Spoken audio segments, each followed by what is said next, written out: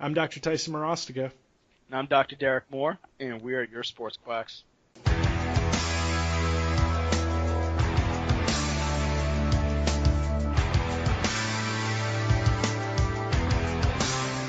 All right, fellow sports quacks, what we have on for you today is stretching. When, where, why we use it, especially in a sports centered practice such as what Tyson and I have. So the biggest thing everybody knows with stretching is that there's different types. You have that dynamic stretching, ballistic, and then you have static. Static meaning that you're not moving, ballistic meaning that there's high velocity going, changing velocities throughout the motion, and then you have your normal dynamic warm-ups, which is when you're going through some motions. Think of doing like a walking lunge, trying to lengthen hamstrings, quads, whatever. So the biggest issues that we tend to see with our patients, especially in a chiropractic setting, is usually some type of range of motion deficit and or accompanied by pain. So what I've found is that when I find a range of motion deficit, the first thing you have to really start to investigate is whether or not there's a muscular issue, is it joint related, or is there a range of motion deficit just because they don't want to get into a certain position due to pain. And once you start to take your time and assess the patient, you'll start to find out why certain areas aren't moving the way that they're supposed to be moving. And many times I fall back onto the normal, what I deem normal stability mobility model, and start looking at the body as, all right, these areas are more prone to being stiff. So am I too worried about range of motion deficits? Or this area, such as the hip or the shoulder complex, should have some gross range of motion, and when it doesn't, that's usually a little bit more of a red flag for me and cause for concern to really start to look into it. Now, stretching is highly controversial, it seems. Some people hate it, some people love it, but I think it's something, especially in my own practice, that I end up giving out to my patients in one way or another. Tice, when it comes to stretching and your patient planning, how often are you giving it? What are you actually doing, I guess, in the sense of stretching when it comes to your patients? Yeah, so obviously it depends like what injuries are coming in. Like, and you said it great yourself. Like, look, if someone's coming in and they're saying, "Hey, my low back is stiff," well, I know that the low back is supposed to be stable. So I'm not jumping to be like, "Oh yeah, you need to be doing, flexion stretches for the lumbar spine." You know what I mean? Or we need to jump straight into long static stretches or knee to chest. Like, that's not really like my go-to like right away, and I love that. Like that's basically why where and how I, or sorry, how I, wow, words just left me there. Sorry, but that's how I run my office essentially. But for me, when it comes to stretching, I'm always giving out some sort of stretch, but it's specific to my patient. So I'm don't like I always give them something to work on. First visit, I've said this in earlier podcasts. First visits, I don't give you anything. I let you go home, I let you sit on it, and I let you see how it works, right? And see how you feel, because we got to know if I hurt you or not, basically. No, just be blunt So with it. That's fine. I just want to know. I like to be honest. Hmm. But when it comes to follow up, my thing is I'm always looking at motion deficits, right? So I'm looking at, hip mobility, scapular mobility, things like that, and I'm building specific stretches, something that they can work on. Now, depending on the muscle that we're working on, I alternate between longer static stretches versus more of a ballistic stretch, right? Now, I also like to give joint capsular stretches or capsular things. I always like to work on the whole joint itself, and I know that we want to differentiate between joint pain, muscular pain by doing a basic active versus passive movement. But I always like to address, hey, if the joint mobile if the joint's tight itself, it is tough to differentiate between muscular tightness and joint capsular tightness. Now, I don't know if you've had trouble with that in the past, but I think that that's something that a lot of people miss. Hmm. You know, Yeah, and for me, usually when you're missing some type of rotation deficit, if just a quick like for me to go in there, what I've normally seen, I've taken this from functional range conditioning by Dr. Andrea Espino, is capsule is mostly when we're talking about rotation. So if there's any type of rotational deficit, you can according to what they have found, you can really start to hone in on, hey, this is probably a capsular issue. So like if we're talking about the hip, if there's missing rotation, um, internal external, then the capsular's probably involved. But if there's missing flexion extension, more than likely it's not a capsular issue. At least that's how they explained it. yeah, and I like that. That makes sense to me. You know, I was listening to Kelly Starrett today. I was watching a video, and essentially he was talking about joint capsules and creating torque around a joint. Like essentially saying like when the capsule's tight, it's not because the capsule is stretched, but it's that the capsule is kind of twisting, right? That twist, right? Because that's how it kind of secures, right? So obviously for it to lengthen, it's got to untwist essentially. Like Right. so and that makes sense to me, and I like that thought. Um, and that becomes really a unique case, especially when you start dealing with like definitely with hip mobility issues, because when I see patients with low back pain, hip discomfort, my first thought is, okay, let's check general active and passive ranges of motion, and then from there, of course, like if somebody has low back pain, 90% of the time it's not, probably not 90, but the majority of the time it's associated with the hip. I don't know if that's what you see. That's what I get in the office all the time. Yeah, and when we say associated with the hip too, we're not saying that the hip is a direct causation for it, but what we're finding is that more often than not, if that patient, no matter what demographic they're in, whether it's an athlete or not, if they're missing some range of motion in their hip, the greater amount of range of motion deficits, we're usually seeing them presenting with some type of back discomfort. And you can really start to say, okay, is that meaning that the hip is causing the back pain? Not necessarily, but the hip can be altering the way that that person moves, which places more stress on the back. And now we're talking about a cumulative effect when it comes to the back pain versus just thinking of like one specific injury. Because if your hips just aren't moving well, you're just not going to load them correctly. And if you're not loading your hips correctly, then more than likely you're taking bad paths, or more you're not moving in the most efficient way possible, which may or may not lead to problems down the road. Yeah, so let me like jump on that. So when we talk Yeah. about like when we go into like when like that's one of the faults that I think I ran into early in school and maybe early into practice. I kind of gave it up when I got into it, but essentially it was like, okay, you have back pain, 100% it's always your hips, right? If you've lost hip mobility, like 100% I'm going to treat your hips and you're going to get better.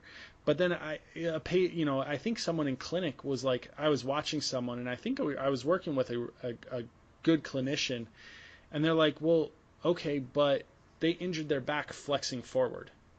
And I was like, well, Right. well, no, they have hip mobility issues, so it's clearly in the hips, and like somehow they didn't load it right and whatever. Like I got into this like convincing myself that it must be, but Yep. instead of realizing that like, look, you can damage tissue without like having an association, right? Like, but the problem is you have to look at the patient as a whole. Like, so if I'm looking at them, it's like, okay, yeah, I can calm down.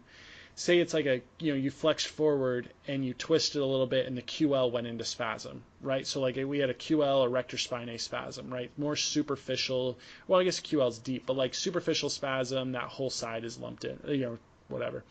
But when it comes to that, then I have to look at them and say, okay, we've got to calm down this area. So I'm going to give, more passive stretching, help you relax, help you move.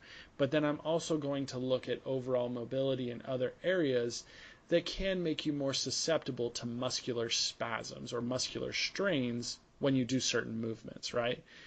And, I think you have to kind of, like, yeah, you buy into a philosophy. And when we hear, hip mobility, we always want to jump and just say 100% you're going to have back problems. And that's not always true. Right. And I hate to say that because I know in other podcasts I've said that before. And the best way of saying it is associating, back pain with hip pain or hip mobility issues. Right, and we normally see that with a discogenic type patient who's coming in with that back pain that might be a little bit more flared up with flexing forward. But even if you start to teach that patient how to properly hip hinge, then all of a sudden it's very likely that you'll notice that their pain starts to come down. Mm-hmm. Once they start to just distribute the loads a little bit differently, really start to get their hips involved. And if we're not taking a look at the hips in that scenario, then how are you making those life changes while you're trying to calm their system down? Yeah. Because if all you're telling them is, hey, I'm gonna treat this area, I'm just gonna treat the back and then go home, you've just allowed them to go home and you haven't told them what some of their pain triggers are, and more importantly, not just telling them what their pain triggers are, how to kind of move on from there. So, for example, if I have that patient who's just like, hey, it just kills me every time I'm brushing my teeth over the sink, and it's just killing my back. So I tell them, like, well, how do you stand?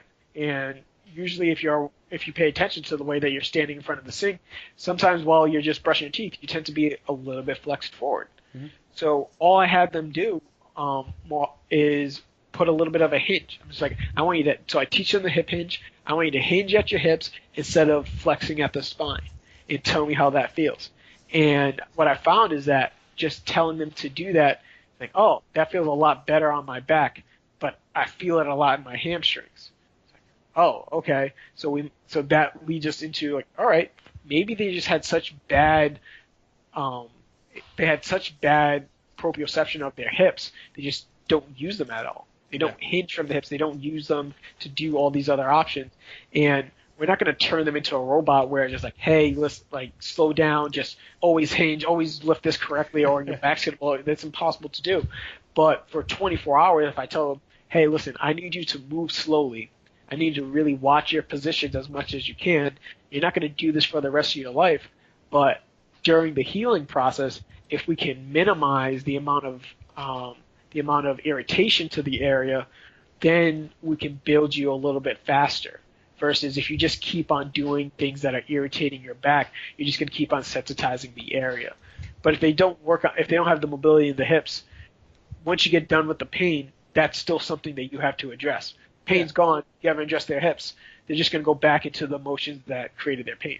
Well, you said something interesting there. Like, okay, so I often see patients that want to come in and they're like, yeah, I have pain, but it feels better if I push into the direction of pain, right? So like instead of like avoiding it, they kind of have this cue of like, oh no, I'm just going to push it. It's going to feel better. Like that sensation, like that discomfort, it feels right. It gives me relief. And it's like, no, sometimes that helps. But to me, that's when we get talking into like that proper diagnosis of like, hey, do you have, when they say like, oh yeah, I have that discomfort in it and it feels bad, like feels good. Are you stretching the tissue that is uncomfortable, right? Do you have stretch type pain? Do you have, or do you have like a sharp agonizing pain? Like you have like a levator scap that's flared up. And when you extend your neck and you look up, does that cause pain? Well, that's because you're contracting that. Is it give you a contraction type pain?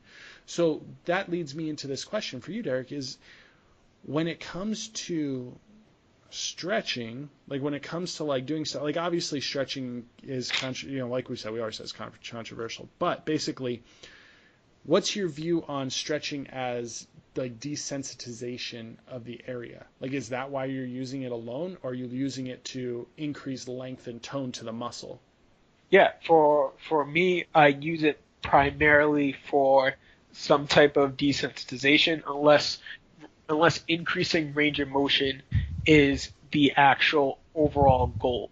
Okay. So like if we're talking about like, all right, this guy really just wants to be flexible. Let's just say it's a yoga practitioner or somebody who does jujitsu or a dancer. They just want to work on range of motion. Then that's when we're going to be giving the stretching. But if it's for pain, generally I'm not stretching the areas of pain because, for example, I'll take that cue of like, oh, when I flex forward, let's say for the guy with back pain, when I flex forward, it feels like a good stretch. You know, like, okay, what happens to your pain? On my way up, it hurts a little bit, but then I feel okay. All right, great. How do you feel 15 minutes later? How do you feel an hour later? You know, many times you'll find like, oh, I feel exactly the same. It doesn't get any better. It doesn't get any worse. Right. All right. So it's not that stretching is bad for them, but it's not what's helping them either. So usually I use the analogy of it's picking at a scab, especially if I find that flexion is a position that kind of flares them up or somehow increases their pain levels, whether it's returning back to neutral from flexion or just staying down in flexion for too long. It's more so, all right, this is becoming a little bit more problematic for you. There's some type of pain mechanism here. Let's just stop doing that for now. But eventually you have to teach them how to do it again. But for my most part is I tell my patients when we're trying to increase range of motion, for the most part, it's all neurological. And it all just works on the stretch reflex. You know, it's just basically information going to the brain from the tissues. Once you your brain has a set amount of tissue length that it allows for you to use, and that's your stretch reflex. Once you start to exceed or start to push that threshold, it'll start to fire muscle spindles within the tissue, which then goes to your spinal cord, which then goes to your brain, which then tells your muscles, hey, you need to contract because if we go any further, you're going to have a problem. So then your muscle spindles contract, you no longer have that range of motion, and that stops that motion, it stops that movement. But it doesn't have anything to do with the actual length of the muscle.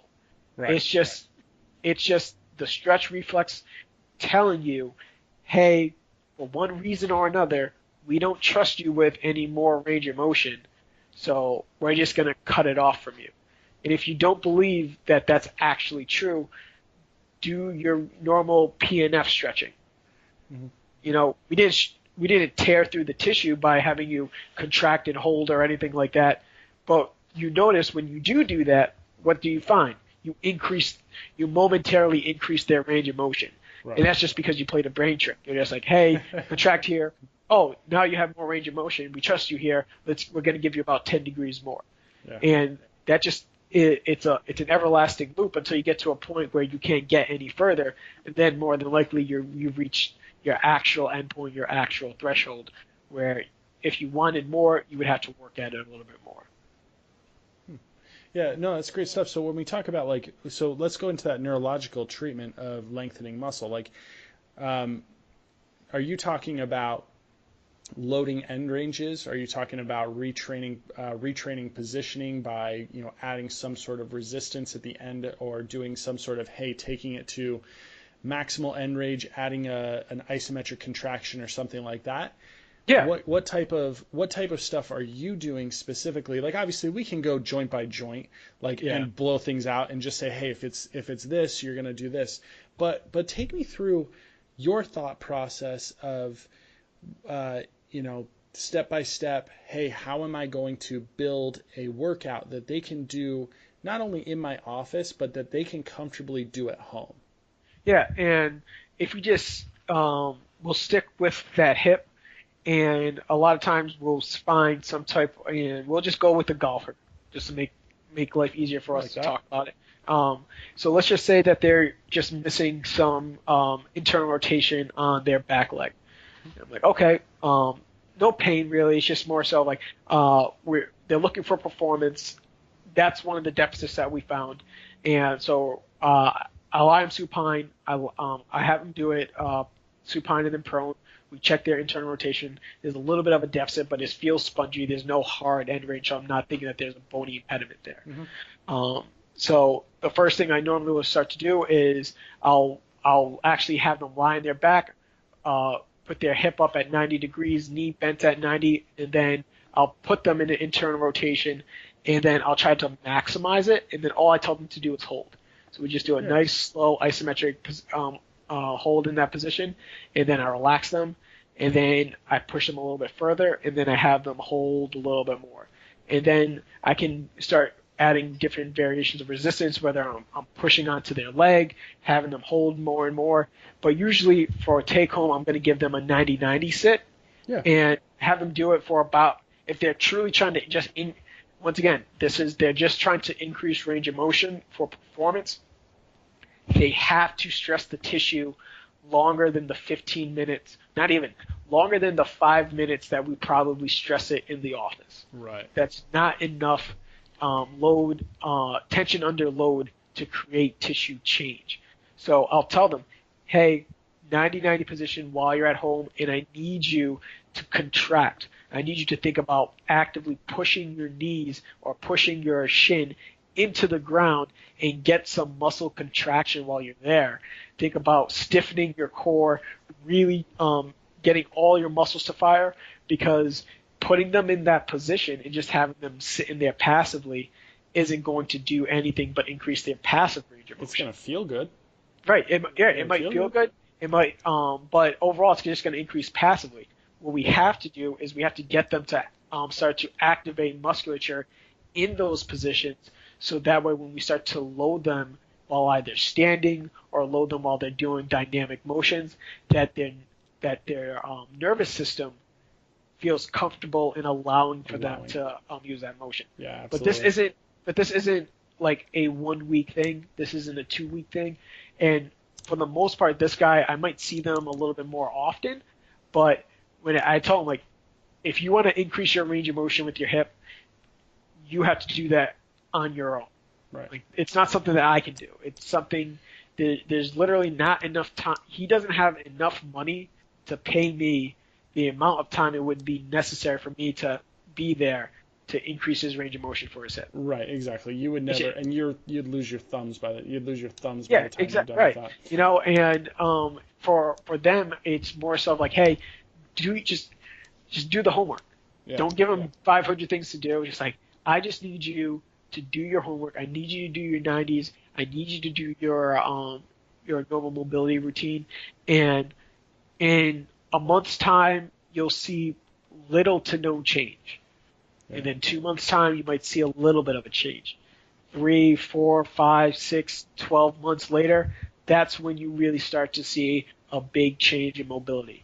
Yeah. But that's the time it takes for them to act. I'm not trying to teach them a cheat. You know, I'm trying to teach them, hey, this is your new lifestyle. If you want mobility in your hips, you need to, especially if you're older, you need to work for it. It's not going to magically pop out. No, exactly. And so let me jump on one thing you said earlier that I really liked, and I think we need to, whenever you're talking about like making changes to joints, this is something that you have to be aware of if you're a new clinician or you're a student. When you test a joint, you really have to be good at being able to determine hard endpoints versus soft endpoints. Like, that is absolutely vital when it comes to, essentially like trying to create more motion in someone, right? Like, if somebody has, we're taking our golfer, and they have limited internal rotation, so you go, okay, I'm going to slap you down on the table and let's check your passive range of motion, and you press through it, and the dang thing is like hitting a wall. Don't sit there and and you hear a clunk. Like, don't sit there and be like, oh yeah, I got you. I got 10 more degrees for you. Don't you worry, I got you. Like, no, like, be realistic. Like, and you can, at that point, for me, I'm sitting there going, okay, and I have to sit and explain to him, look, you don't have the motion. You have some discomfort, but here's what we've got to do. We've got to calm down that area. So that's when I'm giving, hey, I'm going to do more passive range of motion work. And not that I'm going to get anything out of it, but I'm going to desensitize the area. Mm-hmm. So I'm not going to sit there and be like, oh yeah, we're going to take you through these controlled ranges of motion. I'm going to have you press against stuff. We're going to do isometric. No, like I just look. You're older. You clearly have a degenerative process, and surgery is not not something that's in your books or anything you want to do. I'm taking them through a whole different program than someone I'm sitting going, hey, this is a performance. Right. And I think that's something that you have to be very good at. There's something, and that's all feel, honestly. Like that's all feel, and that's understanding the situation. And then, in those cases, you hit a bony endpoint and you say, hey, have you had, an x-ray? Have you had imaging of your hip done? And if they haven't, it's probably time to get some imaging to grade where they're at. Right. And if you during your assessment, if there's something that's really starting to jump out to you, it doesn't mean that it's the end all be all when it's like, okay, I hit that bony end feel, that I can't do anything with the hip. You can certainly, as Ty said, you can do a lot of passive things to get that hip to move a little bit more cleanly and a little less problematic. But if you put them in for example, I'll go back to the 90-90. If you put them in a 90-90 position and it's creating a lot of pain and discomfort within their hip, which I've seen before too, yeah, it might be one that they might not need that. It might not be the best thing for them. Or it might just end up being it's the incorrect time to load them in that way. And that's a clinician issue. I've plenty of times have just said like, oh, it hurt them while I'm putting in the 90-90. I'm going to scrap it. I'm not going to do it again. More than likely, if you put them in front of somebody who knows how to do it a little bit better, they may find a way to make it more comfortable and still get them where they need to be. But if you're doing a stretch and you just found it on Instagram and you think that that's the right stretch for them to do, and your assessment was poor, you can easily start to cause more problems in that hip by just trying to be the like cool chiro that has all these innovative things. It's, did you do a good assessment? Taking into account your patient and their goals, and then start to put into play some of your treatments. Yeah. Like Tyson, are you putting like that 70-year-old golfer in a 90-90 position? Because I'm not doing it either. It's a matter of you have to start to take a look at them, and sure, would one of them end up walking that? Because there's always one of them, that 70-year-old who's ran like 25 marathons, he's Ironman. Oh yeah, they might be able to. They might be able to hold. They might be able to do those positions, but you have to make sure that your assessment is done properly before you start to just hand out some of these stretches and exercises. Yeah, I think we just become too coverall with exercises. Like we read, like some people read like a headline for a move, or like, oh, check this out for great hip mobility, and then we just lump that in with like, here you go, this is great hip mobility work, take it. So one thing, like this is before we end, we've got a couple of minutes left, and when it comes to performance training, and I have to touch on this, when it comes to performance training and muscle length, just because I want to make sure people are aware of this, that longer muscles don't always create better performance. And it's something I just want to make sure I say, and I know a lot of people that listen to us already know that, but when you get someone in here and an athlete comes in and they say, yeah, my hamstring's tight, or yeah, my hip flexors are tight, and you do it, you put them through the motion and everything tests fine, what are you going to do? Are you just going to sit there and stretch them because they told you that they feel tight? Like, you better not. Like, it doesn't make sense. Like, you can't, for me, well, like, that's where we start talking about, length tension, like when we start talking about, where are they exerting force at? Like, can you exert force on a muscle that's long and maxed out in a stretch, or can you, create force in a muscle that is completely, contracted, right? Right. And you can't, like, those two ends of the spectrum don't allow you to actually contract and do work, to put any force in anything you do. So Derek, and especially you, having worked with a lot of NFL players and stuff, and high end athletes, when they're coming to you and they're saying, hey, I've got tight hamstrings, or hey, something's going nuts, what do you say? Not no going nuts, that sounds stupid, but when something's tight, what are you saying to them? Right, and it's all usually goes back to, I think we talked about this before, knowing your sport. Mm-hmm. So if you're playing in explosive position in an explosive sport, especially in multiplanar, but primarily also just with running, you're going to expect hamstring tension. And for the most part, I tell my guys, like, hey, I'm not expecting you to be a ballerina out there. I'm expecting you to have these big ham hocks of legs, and they're gonna feel a little stiff. But I'll ask them, like, after your warm ups, do you feel better? I'm like, yeah, I don't feel that stiff, but I feel a little bit afterwards, and I feel a little bit before. But with a good warm up, I'm fine. I'm like, good. Let's just keep it at that. And I'll generally, you'll actually be surprised by the guys who are just like, I have tight hamstrings. You'll have them do just a supine leg raise, active and passive. I mean, 95 plus degrees almost every single time. Yeah. The only time I'm concerned with guys like that are the guys who end up saying that they've had hamstring issues in the past. Sure. Because then they're like, I've always had tight hamstrings.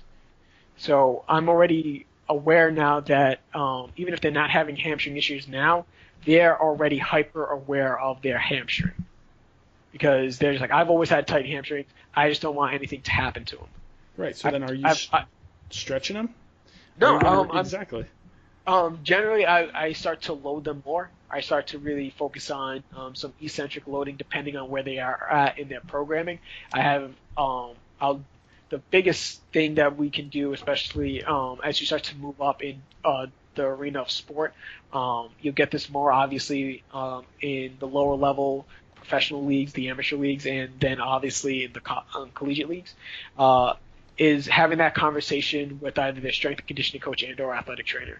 It's just a matter of like, hey, listen, this guy, we all know that he has some hamstring issues. We got to make sure that he's doing what he needs to with recovery, that he's not worried so much about stretching, but that when it comes to his programming, that we're loading him and we're really focusing in on getting some good eccentric loads in, getting some good dynamic motions into the hip, and really focusing in on increasing the capacity for the muscle and not shying away from it. Because that's the biggest mistake, is what I'll usually find, is that the athlete will welcome the trainer that shies away from loading them in an area that they've been hurt before, just because they just don't want to get hurt again. Yeah, I don't want to load. So if it's just like, hey, I know you've had a bad hamstring, so you don't need to do these hamstring workouts next. It's like, no, that's the wrong way to go, because what you're doing is you're actually increasing his hyper awareness of his hamstrings, and then on top of that, you're decreasing the capacity that hamstring can operate in by just not loading it correctly. Yeah, so we're doing a lot of harm to that person. Well, let's talk about loading hamstrings. Like, what are some of moves or things that you would do to load the hamstring? Yeah, and it's all dependent.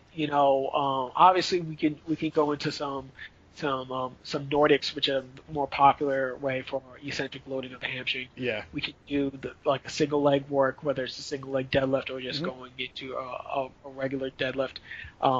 Some bounding, some single leg bounds, just really getting some explosive tension into there, getting some control underneath too. Honestly, I don't think that there's a wrong way to load the hamstrings. I think it's all a matter of quantity and quality. Are you loading them too much? And then, like, what exercise? Like, how often are we loading them with the type of exercise? Are we doing too much eccentrics? Do we not know how to program effectively? And this is more of that strength coach and performance trainer realm. So I let them do their thing when it comes to loading that guy. It's just more of I just want to be that gatekeeper of like, hey, we've got the hamstring. Let's just say he had like a grade 1 or 2 strain. We got it to calm down, but we need to start to load it, and then bring them in slowly, but continue to load it, and kind of giving that trainer the empowerment to say like, oh, okay, so I can start loading them now. Yeah, but light, load them, but progress more. And if you start to include your trainers and especially your the head athletic trainers into their rehab portion more, it creates a better environment for the athlete versus just like, oh, your rehab's done here, go do your lifts, and you don't talk to them at all. Because I do rehab workout for the hamstring, and then I send them to the athletic trainer who thinks that he has to do hamstring rehab too, and we're just doing overloading that hamstring because I'm not talking to him and he doesn't know that I already did that. That kid's gonna have problems. Right. No, absolutely. That's great. That's great information today. Honestly, here's the thing. When it gets down to it, stretching I use it for a lot of patients. And the thing is I vary what I'm doing with them. Some days I'm going to do a ballistic stretching. Some patients I've got to do, not days, sorry. With some patients we're going to do more ballistics, movements, and then we're going to do more contractile stuff. And some patients I just go, look, you want static stretching. We need static stretching. And that's, like I said earlier, a lot of that is pain desensitization type work. And it's unique, and you're going to find your own and create your own thing when it comes to treating patients, because you'll find what works. Because in the end, when you start treating patients, different patients respond to different things, and that's why it's such a controversial topic of what exact process do you do, and that's why no one can really agree on it. And if you watch every single video you can on it, you're going to end up getting different opinions from everyone. So here's my thing: experiment with different things in different situations. You're not going to go wrong by giving some patients. You're not going to go completely wrong. Let me say that. You can't. Let me before I go too far. You can screw things up by doing something stupid. Yep. But in general, you're not going to go completely wrong if you take something that, hey, maybe we've done or we've experienced, and you try it out a little bit here, a little piece there, maybe have them try it in the office. You're not going to go completely wrong by having them try something one or two reps, or maybe a full set in front of you in the office. It's you'll get some feedback, you'll get some information. Just know how to process it. Like always, like us on Facebook, follow us on Twitter, Instagram. Hit us up with any questions, things. I'd love to talk more about stretching. Love to hear what you guys think, what you guys feel about it. So hit us up. We'll talk to you guys later.